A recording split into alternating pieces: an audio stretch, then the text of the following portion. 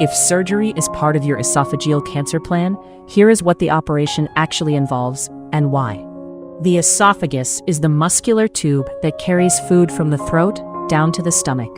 The surgery, called esophagectomy, removes the diseased part of the esophagus, along with nearby lymph nodes.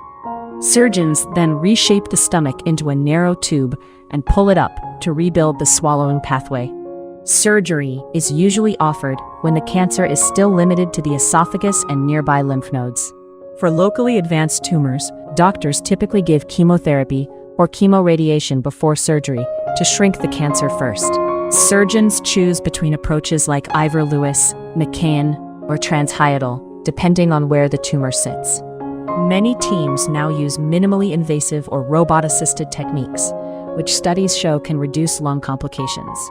The operation takes 4 to 8 hours under general anesthesia, followed by 1 to 3 days in intensive care. A small feeding tube into the intestine supports nutrition while the new connection heals over the following weeks. Most patients stay in hospital 7 to 14 days, walking early and slowly rebuilding the ability to eat.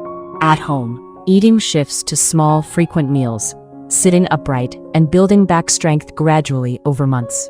Risks include leaks at the new connection, pneumonia, reflux, and narrowing that may need stretching later on.